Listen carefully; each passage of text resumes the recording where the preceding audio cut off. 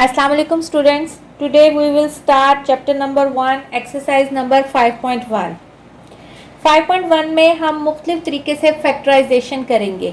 आपके पास इक्वेशन की टाइप देख के आप उसका गेस करेंगे कि इसकी किस तरीके से फैक्टराइजेशन होनी है. तो सबसे पहले वाली टाइप है, सबसे पहले आप ये देखें फैक्टराइजेशन क्या होती है. फैक्टराइजेशन होती है कि आपने अपनी जो भी आपको एक्सप्रेशन दी हुई है उसको उसके फैक्टर्स में लेके आना. यानी if a polynomial p of x can be expressed as p of x is equal to g of x into h of x. यानी एक आपके पास अगर पोलिनोमियल है p ऑफ x और आप उसको उसके फैक्टर्स g ऑफ x और h ऑफ x में एक्सप्रेस करते हैं तो इसका मतलब आपने पोलिनोमियल x की फैक्टराइजेशन की है.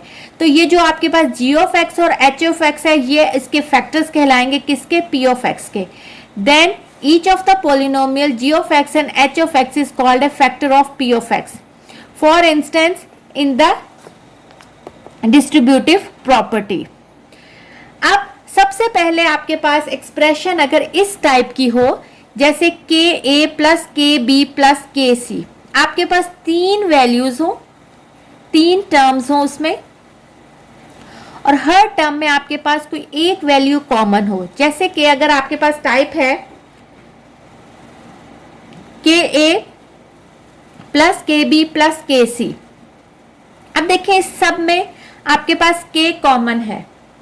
इसका मतलब इस तरह के फैक्टराइजेशन में आप सिंपली क्या करते हैं, आप इसमें से ये कॉमन निकाल लेते हैं और बाकी आप इसको सिंप्लीफाई कर लेते हैं. अगर आगे फर्दर भी कोई और सिंप्लीफाइड होती है तो हम आगे उसको देख लेते हैं. लेकिन यहाँ देखें अगर आप 5 कॉमन ले लें तो a माइनस बी प्लस सी आगे फर्दर सिंप्लीफाई नहीं हो रही. तो इसका अब हम क्वेश्चन नंबर 1 स्टार्ट करते हैं एक्सरसाइज 5.1 का फैक्टराइज. अब देखें आपके पास यहाँ तीन वैल्यूज हैं. आपके पास पेपर में भी या वैसे भी जस्ट फैक्टराइज लिखा हुआ आता है. आपने इक्वेशन को देखकर खुद अंदाजा लगाना है कि ये टिप किस टाइप की इक्वेशन है और आपने इसको कैसे फैक्टराइज करना है. तो इसका हम क्वेश्चन नंबर 1 पार्ट 1 स्टार्ट करते हैं. जो अभी मैंने आपको फर्स्ट टाइप पढ़ाई अभी कि के ए प्लस के बी प्लस के सी है तो क्या होगा. अब देखें अगर आप इस क्वेश्चन को गौर से देखें 2abc minus 4abx plus 2abd, आपके पास इन तीनों टर्म्स में से कोई ना कोई चीज कॉमन आ रही है. जैसे 2 अगर कॉमन लें तो वो तीनों में कॉमन होगा क्योंकि 4 भी 2 पे डिवाइड होता है तो हम 2 कॉमन लेंगे. आगे a भी तीनों में है तो a को कॉमन लेंगे, b भी तीनों में है तो b को कॉमन लेंगे. लेकिन C देखें तीनों में नहीं है, X भी तीनों में नहीं है, D भी तीनों में नहीं है. इसका मतलब सिर्फ 2AB कॉमन आएगा. यहाँ आपके पास 2AB अगर कॉमन चला गया तो यहाँ क्या बचा C माइनस 4 में से 2 कॉमन चला गया यानी 2 इसका जो डिवीजन था 2 से डिवाइड कर दिया तो यहाँ क्या बचा 2. A कॉमन चला गया, B कॉमन चला गया तो X बचा, 2AB कॉमन चला गया तो यहाँ D बचा. तो ये आपने इसकी फैक्टराइजेशन कर दी. आगे आगे इसके फर्दर कोई फैक्टराइजेशन नहीं होती तो यही आपका रिक्वायर्ड फैक्टराइजेशन है इस एक्सप्रेशन की. अब इसका दूसरा पार्ट देखें 9xy minus 12x square y plus 18y square. इसमें से भी अगर आप देखें तो 9 3 का मल्टीपल है, 3 कॉमन ले सकते हैं, 12 भी 3 का मल्टीपल है और 18 भी 3 का मल्टीपल है. तो इसका मतलब हम इसमें से 3 कॉमन ले सकते हैं. कॉमन लेने के लिए हम मैक्सिमम जो आपके पास हाईएस्ट पावर होती या हाईएस्ट वैल्यू होती है वो कॉमन लेते हैं. जैसे अगर फर्ज करें यहाँ 9 होता, यहाँ 27 होता और यहाँ 81 होता तो अगर हम 3 कॉमन लेते तो भी आपके पास अंदर वैल्यू बचती. तो फिर हमने हाईएस्ट कॉमन 9 को कॉमन लेते. अब 3 के बाद यहाँ x कॉमन है और y कॉमन है. अंदर क्या बचा 3 क्योंकि 3 3 जा 9 होता है, एक्स वाई कॉमन आ गया.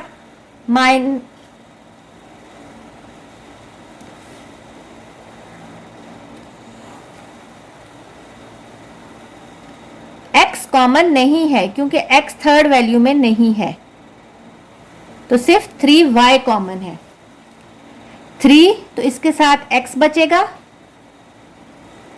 माइनस 3 के टेबल में 12 आता है 4 जार, तो 4x कॉमन नहीं है तो x स्क्वायर ऐसे ही आ जाएगा, और y कॉमन था तो y चला गया, प्लस 3 के टेबल में 18 6 जार आता है 6, y एक कॉमन चला गया तो एक y आ गया। तो ये आपके पास रिक्वायर्ड फैक्टराइजेशन है गिवन एक्सप्रेशन की।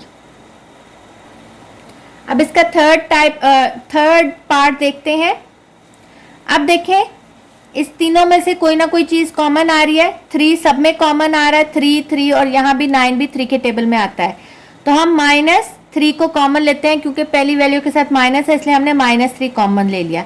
x इधर भी है, इधर भी है, इधर भी है, इसका मतलब x भी कॉमन है, y इधर है, इधर नहीं है, और लास्ट में है, इसका मतलब y कॉमन नहीं आएगा। अब अंदर क्या बचा, -3x कॉमन ले लिया तो अंदर बचा x y। अब देखिए माइनस कॉमन ले लिया है, इसका मतलब है जब आप माइनस कॉमन लेते हैं तो अंदर के साइन सारे चेंज हो जाएंगे। तो ये नेगेटिव था, ये पॉजिटिव हो गया, ये भी नेगेटिव था तो ये पॉजिटिव हो जाएगा। -3x पूरा का पूरा ही कॉमन चला गया, इसका मतलब यहाँ क्या बचा 1, और यहाँ प्लस था, जब हम माइनस कॉमन लेंगे तो साइन चेंज होगा, यहाँ माइनस आ जाएगा, 3 3 9, x कॉमन चला गया इसलिए ये भी निकल गया, और यहाँ आपके पास y स्क्वायर। तो ये आपकी फैक्टराइजेशन होगी गिवन एक्सप्रेशन की। इसका फोर्थ पार्ट देखते हैं क्वेश्चन नंबर 1 का। सेम आपके पास तीनों में कोई ना कोई चीज कॉमन आ रही है, जैसे 5 कॉमन आ रहा है, a भी तीनों में कॉमन है, b भी तीनों में कॉमन है, और c भी तीनों में कॉमन है। तो हम सबसे पहले 5 को कॉमन लेंगे, a एक दफा ही है, इसमें एक दफा, इसमें 2 दफा, इसमें 3 दफा, तो कॉमन तो एक ही आएगा ना, जो सबसे कम वैल्यू a, b 2 दफा है, यहाँ 3 दफा है, यहाँ 1 दफा है, तो एक ही कॉमन आएगा। यहाँ c 1 दफा है तो इसका मतलब 1 दफा कॉमन आएगा। अब 5a b c कॉमन ले लिया है तो यहाँ 5a कॉमन में निकल गया, एक b बचा और 2 c बचे। ठीक है, आगे 5 2 10, a कॉमन ले लिया, 1 बचा, b एक कॉमन ले लिया, 2 बचे, और c एक ही था वो आपने कॉमन ले लिया। -5 4 20, a 3 है, a कॉमन ले लिया, 2 बचे, b एक ही था वो कॉमन में चला गया, और c भी 2 थे, एक कॉमन ले लिया और 1 बच गया। तो ये आपके पास रिक्वायर्ड फैक्टराइजेशन है गिवन एक्सप्रेशन की। अब क्वेश्चन नंबर 1 का फिफ्थ पार्ट देखते हैं। 3x³ y x - 3y - x 7x² y² x - 3y। सबसे पहले अगर आप देखें, ये एक वैल्यू है और एक ये वैल्यू है, इन दोनों में एक चीज कॉमन है जो कि क्या है, पूरी वैल्यू ही ये x - 3y कॉमन है, तो हम x - 3y को पहले लिख लेंगे, और बाकी क्या बचा यहाँ 3x³ y और -7x² y² बचा। ये अभी हमने सिर्फ अभी यहां से कॉमन लिया। अब देखिए आपके पास एक ये वैल्यू आ गई, एक ये वैल्यू आ गई, इस वैल्यू में से कुछ भी कॉमन नहीं आ रहा तो इसको एज इट इज लिख देंगे, और इस वैल्यू में से देखें क्या कॉमन आ रहा है, 3 कॉमन नहीं आता क्योंकि यहां नहीं है, x यहां 3 है, यहां 2 है, इसका मतलब x² कॉमन आएगा, y यहां 1 है, यहां 2 है, इसका मतलब y कॉमन आएगा। तो ये अंदर क्या बचेगा 3x - 7y। ठीक है, ये आपके पास अंदर बचा 3x - 7y। अब ये भी कॉमन जो लिया है ये मल्टीप्लाई हो रहा है, तो इसका मतलब है, और ये दोनों के साथ मल्टीप्लाई हो रहा है, तो हम लिख सकते हैं x² y x - 3y और 3x - 7y is the required factorization of given expression. 6 part है जो कि लास्ट पार्ट है क्वेश्चन नंबर 1 का। इसमें भी देखें आपके पास x² + 5 जो है, एक ये टर्म है, एक ये टर्म है, इसमें से x² + 5 कॉमन है तो इसको हम निकाल लेंगे, और बाकी क्या बचा है 2xy³ + 8xy²। अब इसमें से कुछ कॉमन नहीं आ रहा है, इसको एज इट इज लिख देंगे, और ये जो आपके पास दूसरी वैल्यूज हैं इसमें से देखें 2 कॉमन आ रहा है, x कॉमन आ रहा है, और y का स्क्वायर कॉमन आ रहा है, क्योंकि मिनिमम पावर को आप कॉमन लेते हैं तो मिनिमम पावर यहाँ 2 है, यानी स्क्वायर है तो हम स्क्वायर कॉमन लेंगे, तो अंदर क्या बचा 2x कॉमन आ गया और y क्यूब में से स्क्वायर कॉमन आ गया तो खाली y बचा, प्लस 2 4 जार 8 और x y स्क्वायर कॉमन आ गया तो खाली 4। तो आप इसको शुरू में ले जाएं, 2x y स्क्वायर वो हो जाएगा 2x y square into X square plus 5 into Y plus 4 is the factorization of given expression. अब हम इसका क्वेश्चन नंबर 2 करते हैं, वो दूसरी टाइप की क्वेश्चन है। इसमें आपके पास 4 वैल्यूज होती हैं, a c plus a d plus b c plus b t. आपके पास अगर चारों वैल्यू में से कोई इकट्ठा कॉमन आता है तो पहले आप उसको इकट्ठा कॉमन ले लेते हैं, उसके बाद उसमें से अगर दो का पेयर बन के कॉमन आता है तो आप ऐसे ले सकते हैं। अगर सब में से इकट्ठा कॉमन नहीं आता, आप देखें यहाँ ए कॉमन है इन 2 वैल्यूज में से और बी कॉमन है इन 2 वैल्यूज में से, तो आप इन दोनों वैल्यूज में से कॉमन लेंगे, प्लस का साइन आएगा और इन दोनों वैल्यूज में से कॉमन लेंगे। जैसे कि ये आपको नीचे लिख के दिखा हुआ है ए सी प्लस ए डी, यानी आपने पहले इसका पेयर इसके बना लिया, जो जहां कॉमन मिलते हैं उनके हम पेयर्स बना लेते हैं, इनका पेयर बना लिया, इनका पेयर बना लिया। और आप अगर आपको यहाँ कॉमन नहीं मिल रहे तो आप रीअरेंज भी कर सकते हैं अपने एक्सप्रेशन को। जैसे यहाँ नीचे एग्जाम्पल दी हुई है 3x minus 3a plus x y minus a y. तो यहाँ देखें, अगर आप इस तरह कॉमन लेना चाहें तो आप इस तरह भी कॉमन ले सकते हैं, यहाँ से 3 कॉमन आ जाएगा तो यहाँ x माइनस ए बचेगा और यहाँ से आपके पास y कॉमन आएगा तो x माइनस ए बचेगा। और यहाँ आपकी बुक में इसने पहले अरेंज कर दिया है, 3x को xy के साथ ले लिया ताकि x कॉमन आ जाए। आप लोगों ने चेक कैसे करना है कि आपका कॉमन ठीक है या नहीं। इसका तरीका ये होता है कि जब आप कॉमन लें तो अंदर जो आपके पास वैल्यूज बचे वो सेम हो। जैसे यहाँ देखें, ए अगर कॉमन लिया आपने तो सी प्लस डी बचा, और यहाँ से अगर बी कॉमन लिया तो भी यहाँ सी प्लस डी बचा। आपकी इस ब्रैकेट की वैल्यू इस ब्रैकेट के साथ सेम होनी चाहिए। अगर ये सेम नहीं होती तो इसका मतलब आपने कॉमन सही नहीं लिया या आपको रीअरेंज करने की जरूरत है या आपने कोई मिस्टेक की है। यहाँ अगर आप देखें, इसने पहले रीअरेंज किया, अगर आप इसको रीअरेंज किए बगैर भी अगर सॉल्व करके देखेंगे तो यही आंसर आएगा। अगली अगर आप इसकी एग्जांपल देखें, P Q R plus Q R square minus P R square minus R cube. देखें, सबसे पहले इन चारों वैल्यूज में से कोई कॉमन आ रहा है, हमने सबसे पहले ये देखना होता है। तो यहाँ सबसे पहले इन चारों वैल्यूज में से आर कॉमन आ रहा है, उसके बाद आपने पेयरिंग अपनी बनानी है, उसके साथ आप बड़ी ब्रैकेट डालेंगे, उसके बाद आपने पेयरिंग बना के अपने देखना है। जैसे यहाँ p प्लस आर और यहाँ p प्लस आर दोनों में से सेम ब्रैकेट के अंदर सेम चीज आ रही है, इसका मतलब आपकी पेयरिंग ठीक है। और अगर ये सेम नहीं होती तो इसका मतलब आपकी पेयरिंग ठीक नहीं है। तो इसका एक्सरसाइज नंबर 5.1 का क्वेश्चन नंबर 2 करते हैं। सेम फैक्टराइज करना है आपने, लेकिन अब आपके पास टाइप फर्क है। इसमें आपके पास 4 वैल्यूज हैं। 4 वैल्यूज में से सबसे पहले हमने देखना है इन चारों वैल्यूज में से कोई चीज कॉमन आती है। ए इधर है लेकिन इधर नहीं है, इधर नहीं है। एक्स इधर है, इधर नहीं है, इधर है, इधर नहीं है। इसका मतलब कोई चीज भी कॉमन नहीं आती। फिर अब हमने पेयरिंग बनानी है। हम कैसे पेयर बना सकते हैं? अगर आप देखें, यहाँ से ए कॉमन आ रहा है, तो अगर हम ऐसे ही पेयर रखें, यानी रीअरेंज ना करें, अपनी इक्वेशन को ऐसे ही रखें,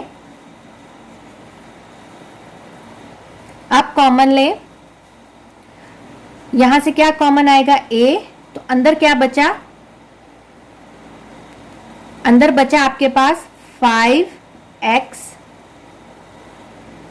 माइनस 3y, और यहां से आप क्या कॉमन लेंगे?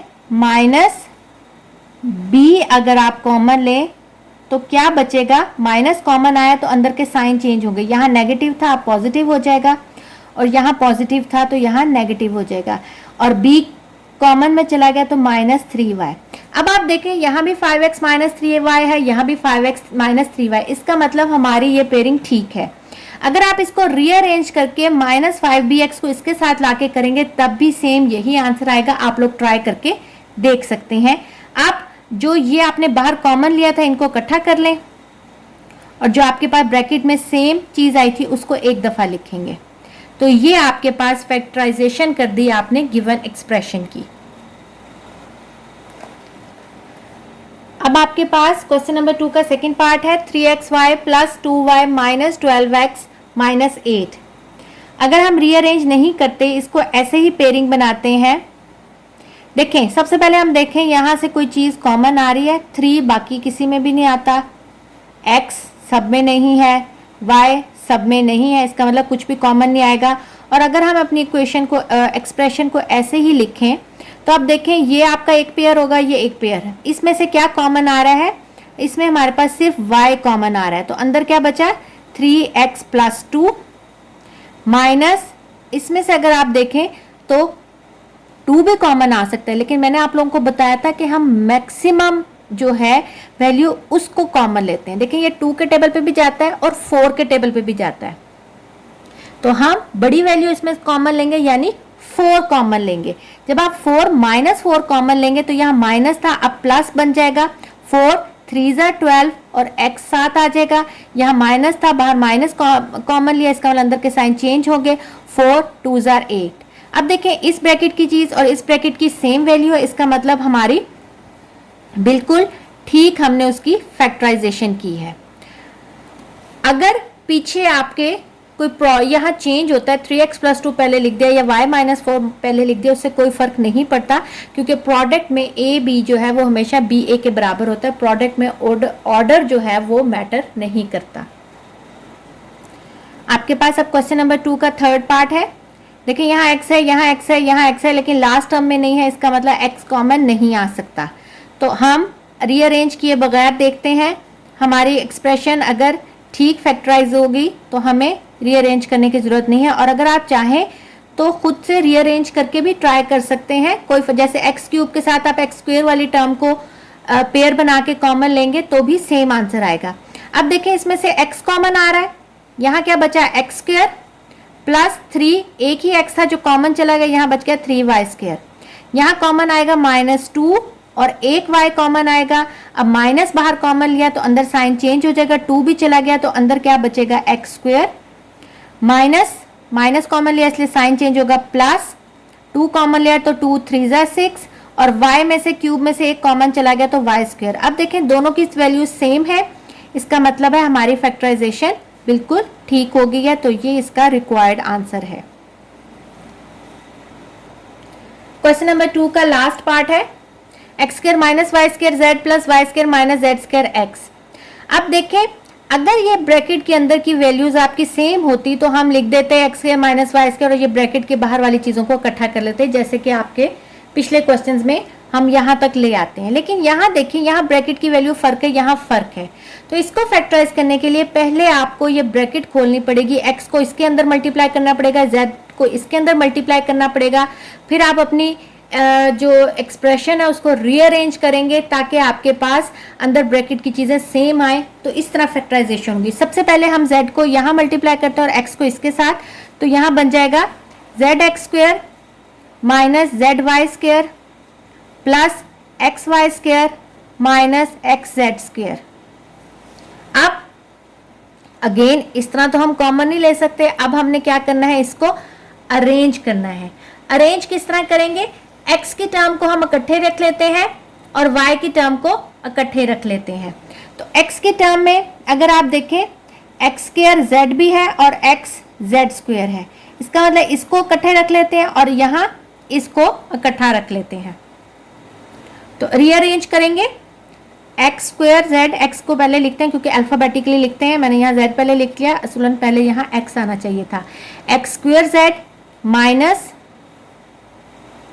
ये वाली वैल्यू आएगी xz², फिर आएगी प्लस xy² और माइनस zy²।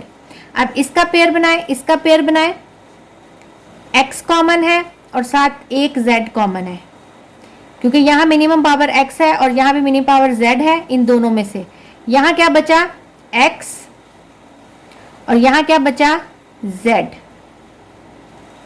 अगले में आते हैं कॉमन, यहाँ का आएगा प्लस y², अगर आप कॉमन लें तो यहाँ आपके पास बचा है x - z। अब देखें ब्रैकेट की वैल्यूज बिल्कुल सेम है, तो आप ब्रैकेट के बाहर वाली वैल्यूज को इकट्ठा कर दें और ब्रैकेट की वैल्यू को एक दफ़ा लिख लें, यह आपके पास रिक्वायर्ड फैक्टराइजेशन होगी गिवन एक्सप्रेशन की। अब क्वेश्चन नंबर 3 में आपके पास थर्ड टाइप आ रही है। थर्ड टाइप में आपके पास इस फॉर्म में होता है, यानी फॉर्मूले की आपके पास a plus B whole square या a minus B whole square बराबर होता है a square plus 2ab plus B square या a square minus 2ab plus B square. तो आपके पास फॉर्मूला की राइट हैंड साइड होगी, आपने उसकी लेफ्ट हैंड साइड बनाना होगा। ये आप लोगों ने 8th में भी इस तरह के क्वेश्चंस किए हैं।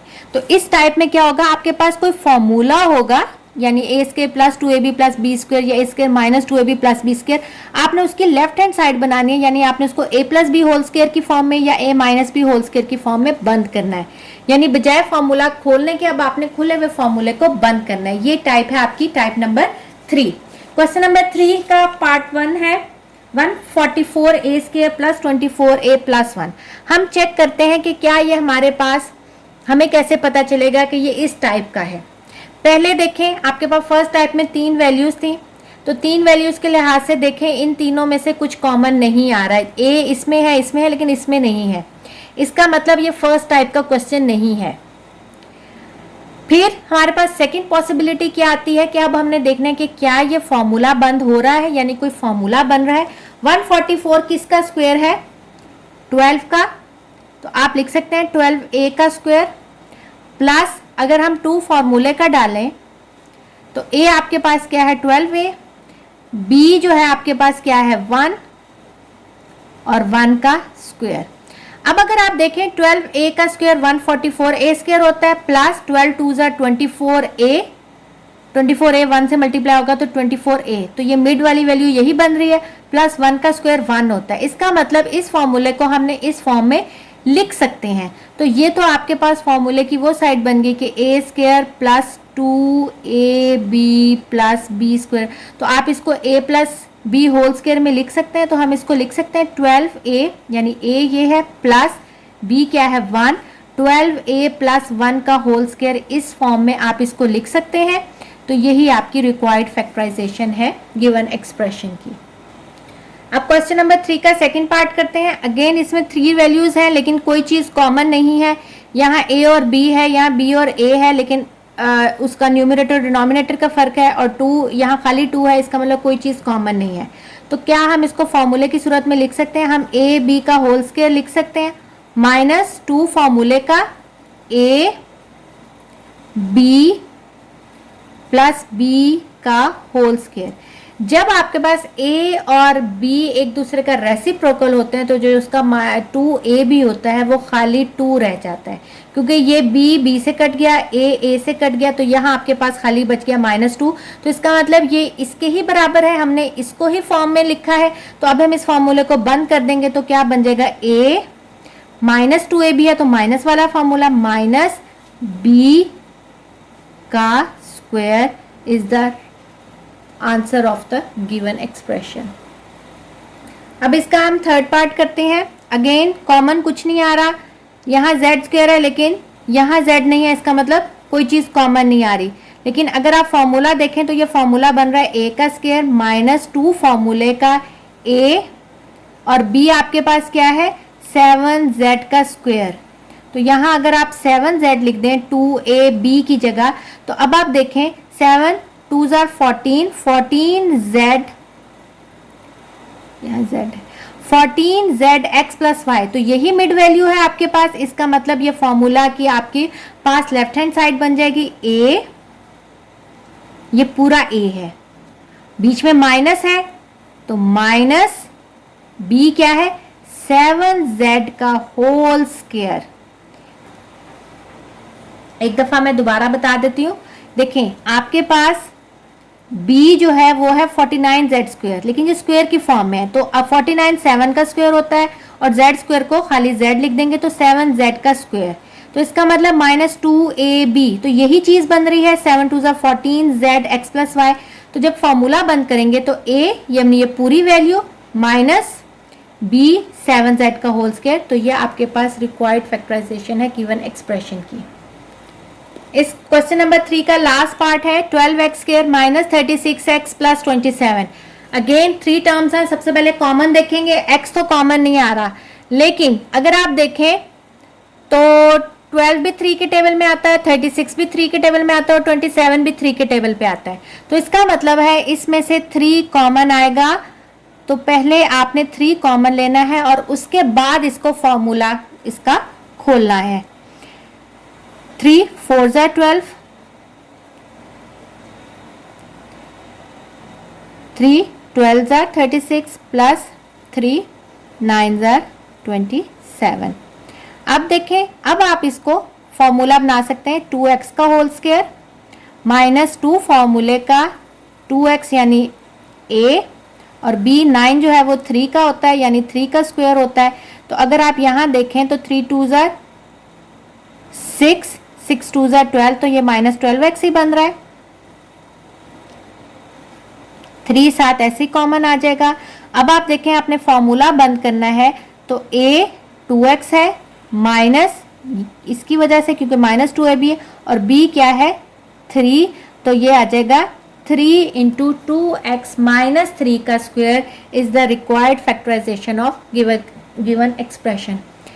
स्टूडेंट्स, इस एक्सरसाइज में या इस चैप्टर में मैं कोशिश करूंगी कि आप लोगों को होमवर्क ना दूं, लेकिन आपको फैक्टराइजेशन की बहुत ज़्यादा प्रैक्टिस करनी है ताकि आपको इसमें कोई मसला ना हो। 5th चैप्टर में अमूमन स्टूडेंट्स को प्रॉब्लम होती है फैक्टराइजेशन की समझने के लिए कि इसमें कौन सी टाइप यूज़ होनी है या कौन से मेथड से फैक्टराइजेशन होनी है। मैं आप लोगों को बार बार बीच में हर टाइप लगा के बता रही हूँ कि ये उस टाइप से नहीं हो रहा, इसलिए हम इसको दूसरे तरीके से करेंगे। आप लोगों ने लेक्चर को ध्यान से देखना है और उसके बाद उसकी प्रैक्टिस करनी है। होमवर्क नहीं होगा लेकिन आप लोगों ने प्रैक्टिस ज़रूर करनी है। ओके स्टूडेंट्स, टेक केयर, अल्लाह हाफिज़।